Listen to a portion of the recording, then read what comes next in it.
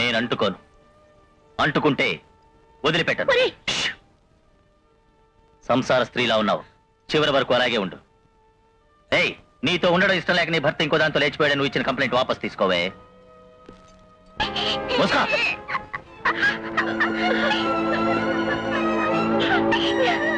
ఏడవకండి అత్తయ్య. నేరస్తుడు బెదిరించడం చూస్తే ఈ కేసులో నిజాయితీ గల అధికారి కలగజేసుకున్నాడని అర్థం. నమస్కారం సార్. వెళ్ళి కూల్ డ్రింక్స్ తీసుకురా. ఏమిటి మర్యాద చాలా ఎక్కువగా ఉంది? మీరు కొట్టిన దెబ్బలు అలాంటివి. వీడు కొంచెం కొత్త సార్, అందుకే కంగారు పడుతున్నాడు. ఎప్పుడు వస్తాడు? వచ్చేస్తారు సార్. నేను వెయిట్ చేస్తాను. సార్, మీకోసం ఆనెస్ట్ రాజు వచ్చారు. ఎందుకని అతను ఊరికే నా చుట్టూ తిరుగుతాడు? అతను చూస్తే నేను ఏదైనా పొరపాటు చేసినా చేస్తాను. రావయ్యా, నేను లేనని చెప్పి. సరే సార్.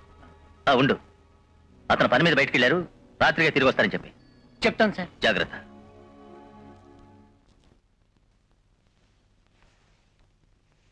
సార్, ఆయన రాత్రికి వస్తారు సార్. ఏమయ్యా, ఇప్పుడు తెలియదని చెప్పావే? మర్చిపోయాను సార్. అలాగా.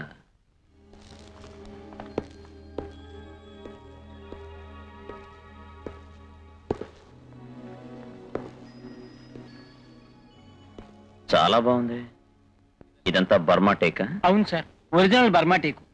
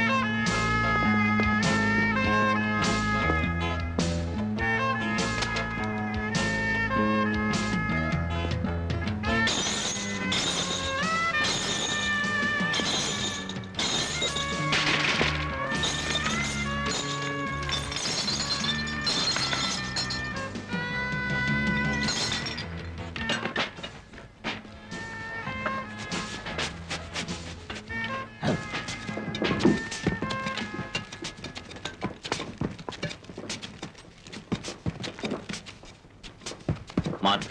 Yes sir. ఇక్కడ కొట్టండి.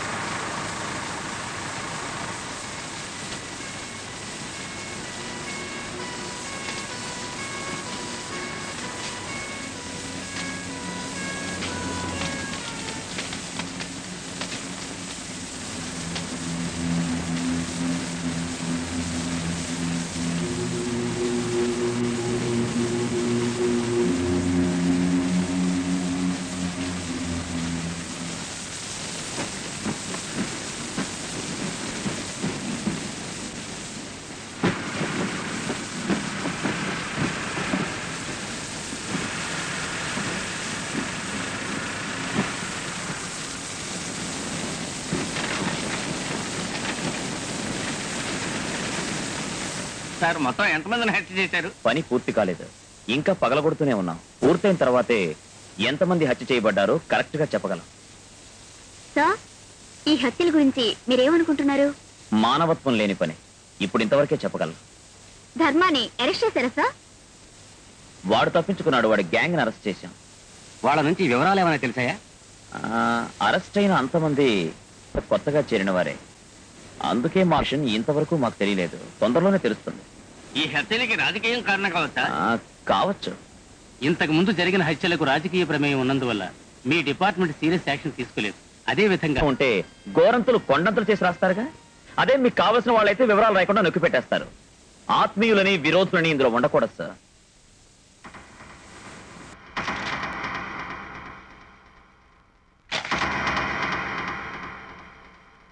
ఈ స్కెలిటన్ బాడీని సగం కాల్చి పాతిపెట్టారు. జరిగి 2 ఏళ్లు అయింటుంది. పురిలో పేరుకున్న మట్టి పరిశోధనకి వెళ్ళింది. కరెక్ట్ రిజల్ట్ రేపు తెలుస్తుంది. ఈ ఎముకల గూడులో మెడ ఎముకలు, పక్క ఎముకలు బాగా దెబ్బతిన్నాయి. ఎందరితోనో ఘర్షణ జరిగి ఉంటుంది. ఇది ఒక ఆడపిల్ల ఎముకల గూడు. మిస్టర్ విశ్వనాథ్, 1985 నుంచి 88 వరకు ఎవరెవరు కనిపించకుండా పోయారనేది ఆంధ్రాలో ఉన్న అన్ని స్టేషన్స్ ని కాంటాక్ట్ చేసి ఒక లిస్ట్ రెడీ చేయండి. విత్ ఇన్ 2 days నాకు లిస్ట్ కావాలి. ఇవన్నీ ఎందుకు? నా బిడ్డను అత్తయ్య,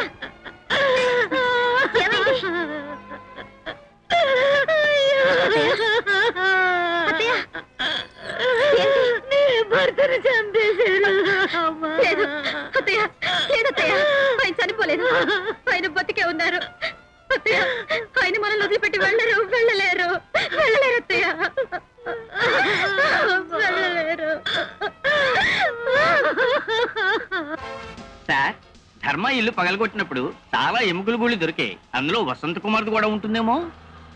అయినా కావచ్చు, కానీ గడిచిన 3 సంవత్సరాలుగా కనిపించని వాళ్ళ లిస్ట్ కూడా వెరిఫై చేసిన తర్వాతే ఒక నిర్ణయం తీసుకోగలం. సార్, ఒక అమ్మాయి మీకు ఫోన్ చేసింది సార్. మీరు లేరని చెప్పగానే కట్ చేసింది. ఆ తర్వాత 5-6 సార్లు ఫోన్ చేసింది, కానీ ఎక్కడి నుంచి మాట్లాడేది చెప్పలేదు. అలాగా? నేను ట్రేస్ అవుట్ చేసి కనిపెట్టాను. ఇదిగోండి, ఒక లేడీస్ హాస్టల్ నుంచి మాట్లాడింది సార్. త్వరగా రండి. ఇంతలేట్ ఏమిటి? మళ్ళీ టికెట్ దొరకాలి కదా.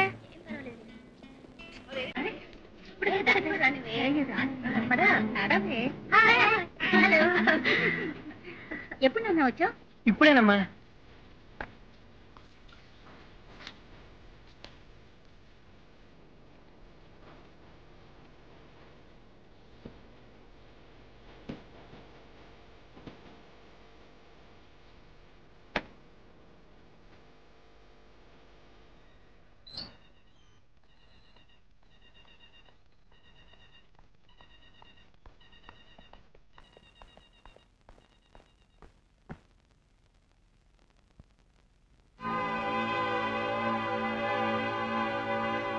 ఎందుకు లిఫ్ట్ ఆపారు? ఎవరు మీరు? ఏ హానెస్ట్ రాజు కోసం ఫోన్లో గాలించావో అదే హానెస్ట్ రాజుని. నిన్ను వెతుక్కుంటూ హాస్పిటల్కి వచ్చాను. అవును, ఏం జరిగింది? ధైర్యంగా చెప్పు. 3 సంవత్సరాలకు ముందు నా ఫ్రెండ్ కస్తూరి డాక్టర్గా ఉన్నప్పుడు నేను స్టాఫ్ నర్సుగా చేరాను. ఒకరోజు సీరియస్ కండిషన్లో ఉన్న ఒక పేషెంట్ని తీసుకొచ్చి చేర్చారు. ఆ పేషెంట్ని చెకప్ చేసినప్పుడు 2 కిడ్నీలు ఉండవలసిన పేషెంట్కి 1 కిడ్నీ మాత్రమే ఉంది. అది కూడా ఫెయిల్యూర్ అయి ఫంక్షన్ చేయటం మానేసింది. ఇంకొక కిడ్నీ లేనందువల్ల కస్తూరికి సందేహం వచ్చింది. ఆమె భర్తను పిలిచి అడిగింది, ఏం సార్, ఈవిడికి ఇంతకు ముందు ఏదైనా ఆపరేషన్ చేశారా? లేదే. సరిగ్గా జ్ఞాపకం తెచ్చుకొని చెప్పండి. అవును, 2 ఏళ్లకు ముందు తొలికాన్పు కావడం వల్ల సీరియస్ అయింది. ఆపరేషన్ చేసి బిడ్డను తీశారు. ఏ హాస్పిటల్లో? బాంబేలో ఒక ప్రైవేట్ హాస్పిటల్. బాంబేలోనా? అవును, బాంబే నుండి ట్రాన్స్ఫర్ అయ్యి కొద్ది రోజులు అయింది. అవును డాక్టర్, ఎందుకు ఇలా అడుగుతున్నారు? ఏమీ లేదు, మీ వైఫ్ బాగా వీక్ గా ఉన్నారు, అందుకే అడిగాను. ఆ పేషెంట్ కిడ్నీ లేని విషయం కస్తూరి డాక్టర్తో చెప్పింది. డాక్టర్, ప్రసవ్ అనే పేరుతో పెద్ద ఘోరం జరిగింది డాక్టర్. ఏమంటున్నారు? బాంబేలో ఉన్న ఒక హాస్పిటల్లో ప్రసవం కోసం అడ్మిట్ అయిన ఒక అమ్మాయిని ఆపరేషన్ వరకు తీసుకువెళ్లారు. ఆపరేషన్ అనే పేరుతో 2 కిడ్నీల్లో 1 కిడ్నీని ఆమెకు తెలియకుండా తీసేశారు. తలుచుకుంటేనే చాలా ఘోరంగా ఉంది డాక్టర్. ఇది మీ ఊహ? ఊహ కాదు డాక్టర్, ఇది నిజం. ఆమె అమాయక భర్తను అడిగి తెలుసుకున్నాను. మీరే అమాయకుడు అంటున్నారు, మరి అతను చెప్పిన దాన్ని పెద్దగా తీసుకుని ఇలా వాగుతున్నారే? మనిషి వాగుతాడు, కానీ మిషన్ వాగదు. ఆ పేషెంట్ నేను స్కానింగ్ చేసి చూసినప్పుడు ఆవిడకు కిడ్నీ లేదు. ఉన్న ఒక కిడ్నీ ఫెయిల్యూర్ అయింది. ఆ పేషెంట్ పరిస్థితి బాగా సీరియస్ గా ఉంది డాక్టర్. మనకు అవసరం లేని విషయంలో తలదూర్చి వాళ్ళ కుటుంబాన్ని కన్ఫ్యూజ్ చేస్తున్నారు, నన్ను కన్ఫ్యూజ్ చేస్తున్నారు. Leave the matter. Look Kasturi, operation జరిగిన చోటు మనకు సంబంధం లేని చోటు. అది మాత్రమే కాదు, అది మన స్టేట్ కూడా కాదు, వేరే స్టేట్. యూనో వేరే స్టేటా? అది ఆవేశపడకుండా నేను చెప్పింది వినండి. నేను చీఫ్ అనే హోదాలో ఆర్డర్ చేయడం లేదు, అనుభవం ఉన్న వాడికి అడ్వైస్ చేస్తున్నా. వెళ్ళి జరగాల్సిన పనులు చూడండి. గో.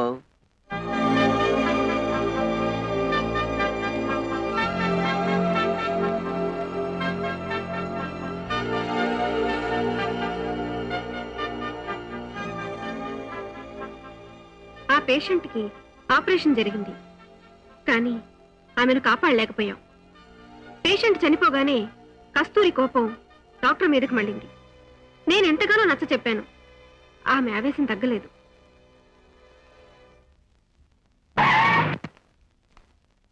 ఎందుకే నీకు అనవసర పనులు? ఏది అనవసరమైంది? మానవత్వం ఉన్న వాళ్ళే ఈ వృత్తికి రావాలి, లేదంటే మాట్లాడ కసాయి కొట్టు పెట్టు బతకొచ్చు. తిరిగి మళ్ళీ చెప్తున్నాను, ఇది నీకు అవసరం లేంది. సింధు, ఆ డాక్టర్ లాగా నువ్వు దీన్ని నిర్లక్ష్యం చేయకు. అది చెప్పవలసిన చోట చెప్పి తీరుతాను. ఇంత సాహసం ఉన్న నువ్వు రాజకీయాల్లోకి చేరిపోవచ్చు.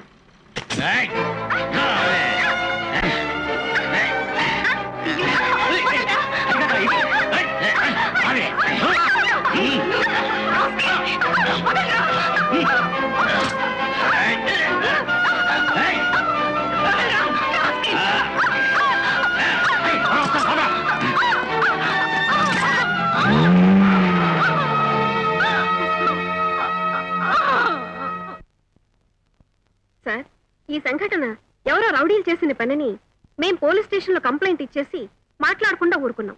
ఇది జరిగిన 4 రోజుల్లో కస్తూరి కనిపించలేదు, వాళ్ళ అన్నయ్య కూడా కనిపించలేదు. వాళ్ళు కనిపించకపోవడానికి కారణం హాస్పిటల్లో జరిగిన సంఘటనే కావచ్చు. ఇది చెప్పడానికే నేను ఫోన్ చేశాను, కానీ ఎందుకులే గొడవనే భయంతో మాట్లాడలేదు. ఆ డాక్టర్ పేరేంటి? ఆయన ఎక్కడున్నారో నీకు తెలుసా? సార్, నేను హాస్పిటల్లో స్టాఫ్ నర్స్ గా ట్రైనింగ్ పొందింది కొద్ది రోజులే. అక్కడ వందలాది డాక్టర్లు పనిచేస్తున్నారు, కానీ అతను ఎవరో ఏమిటో నాకు తెలీదు.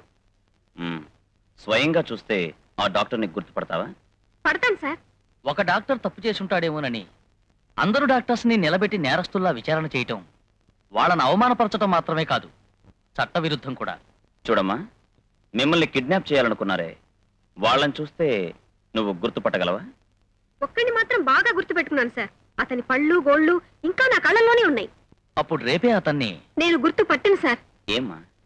సార్, నేను అతన్ని గుర్తుపడితే నా ఫ్రెండ్ కస్తూరికి పట్టిన అదే గతి నాకు పడుతుంది. అన్నయ్య కుటుంబం తోడుగా ఉన్న తనకి ఆ గతి పడితే ఎక్కడో కుటుంబాన్ని వదిలేసి లేడీస్ హాస్టల్లో ఒంటరిగా ఉన్న నా పరిస్థితి ఆలోచించండి. రేపు గుర్తుపట్టే తీరుతారు.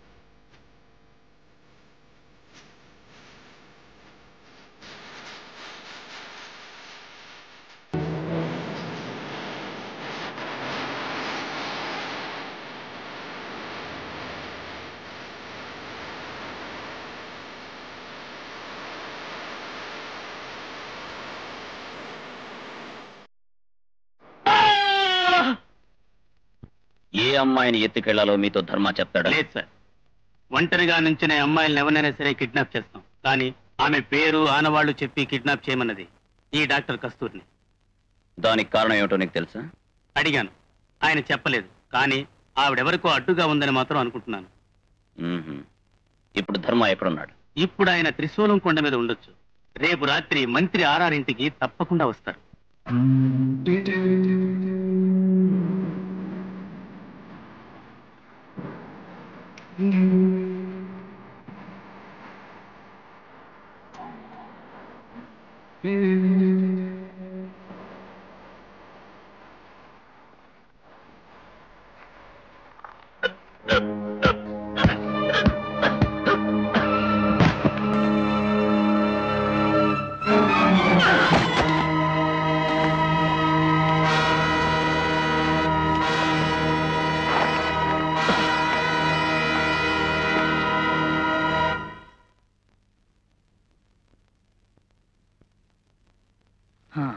ధర్మను సజీవంగా అరెస్ట్ చేసుంటే ఈ కేసుకు ఒక సొల్యూషన్ దొరికేది. చేయి జారింది. కోర్టు ఇచ్చిన గడువు 6 వారాల్లో 4 వారాలు అయింది. మిమ్మల్ని నమ్మాను. మన డిపార్ట్మెంట్ పరువు తప్పకుండా కాపాడతారనుకున్నాను. పొమ్ము చేశారు. సార్, నాకు తెలిసినంత వరకు ధర్మ చావలేదు. ఈ కేసును డైవర్ట్ చేయడానికి నాటకం ఇది. చక్కన పోహ. రైల్వే ట్రాక్ లో ధర్మ డెడ్ బాడీ దొరికింది. అతను పాస్పోర్ట్ కూడా హ్యాండ్ ఓవర్ చేసుకున్నారు. ఇంకా మీ మాటను నమ్మమంటున్నారా? నమ్మించడానికి చెప్పలేదు, నిజం అదే. ఆనవాళ్ళు తెలియకుండా బాడీ నరికి మనల్ని మోసం చేశాడనుకుంటాను. నాకు 2 రోజులు టైం ఇవ్వండి, ఓ గుడ్ న్యూస్తో వస్తాను.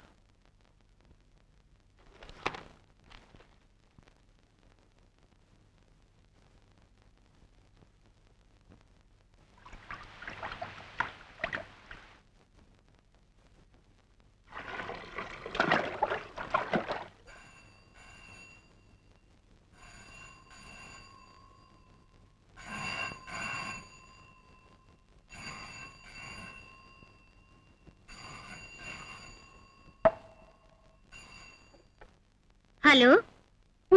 కట్ అయింది. ఫోన్ మోగడం కూడా వినపట్టం లేదా? అలాంటిదే ఉందండి పేపర్లో. మిమ్మల్ని అడుగుతున్నాను కదా.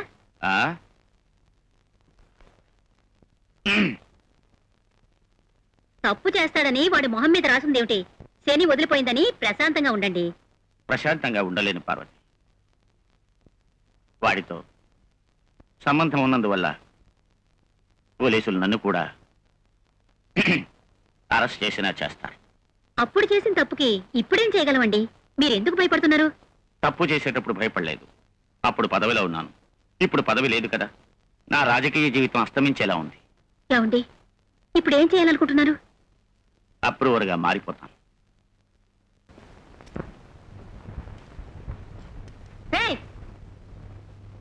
ఇక్కడేం చేస్తున్నారా? తెలియలే. టెలిఫోన్ వైర్ కట్ చేస్తుంది. ఎందుకు? నీ మొగుడు వకీల్తో మాట్లాడకుండా. ఏమండి? ఏయ్!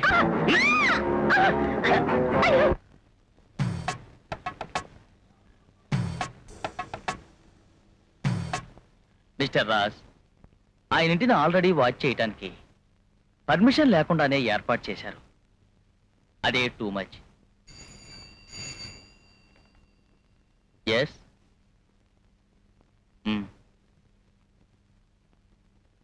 Good evening sir. సార్, ధర్మ ఇంకా చావలేదు. ప్రాణాలతో ఉన్నాడు. మినిస్టర్ ఆర్ఆరింట్లోకి వెళ్తున్నాడు సార్.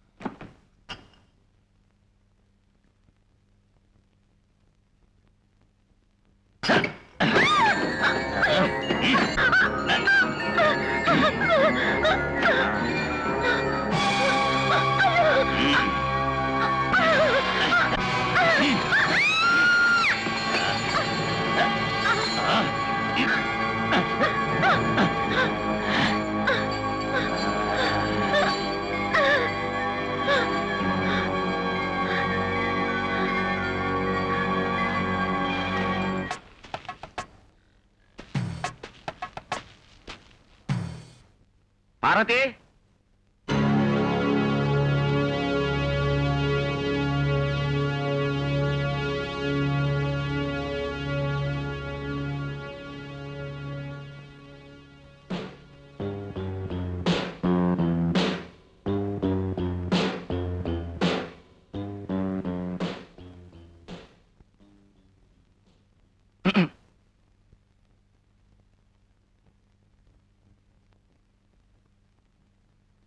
అమ్మగారిని పిలవరా. పిలిస్తే ఆవిడ రారు. ఏ పోయారు. ఎక్కడికి రా?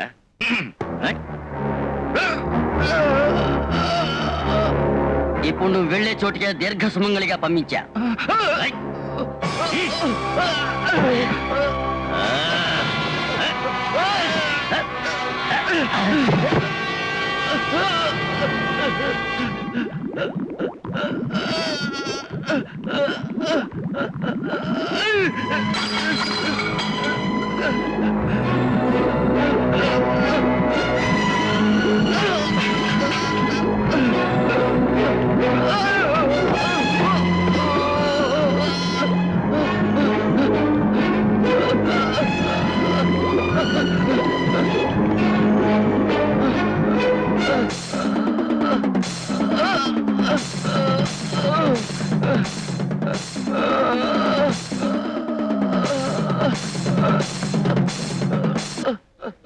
కాపాడండి.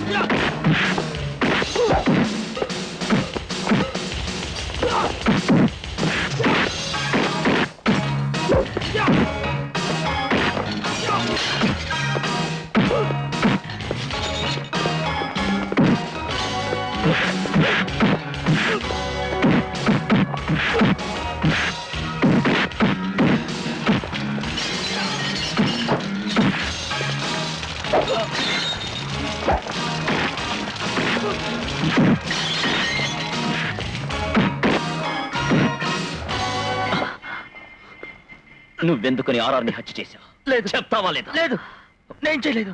చెప్పరా.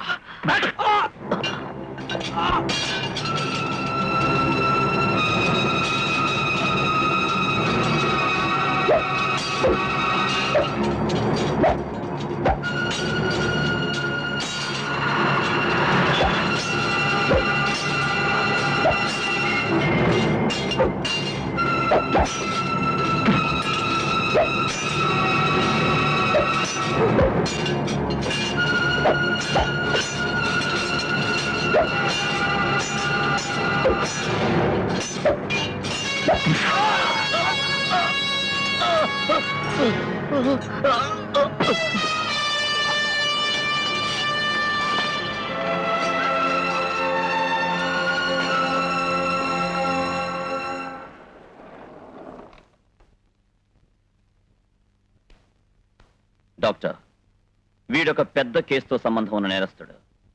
ఎందరో నేరస్తుల జాడ చెప్పగలిగే విట్నెస్. వీడి వాంగ్మూలమే మా డిపార్ట్మెంట్ పరువుని కాపాడాలి. అందుచేత వీడిని నయం చేయడానికి మీరే సీరియస్ యాక్షన్ తీసుకోవాలి. I know mister Harris Raj, నా కర్తవ్యాన్ని కరెక్ట్ గా నిర్వహిస్తాను. Thank you doctor. ధర్మ బతికున్నాడని తెలిస్తే వాళ్ళ మనుషులు మరోసారి క్లోజ్ చేయడానికి ట్రై చేస్తారు. అందుకే ధర్మ చచ్చింది చచ్చినట్టుగానే ఉండనివ్వండి. వాడు బతికున్న విషయం వేరెవరికీ తెలియకూడదు. Be careful. Yes sir.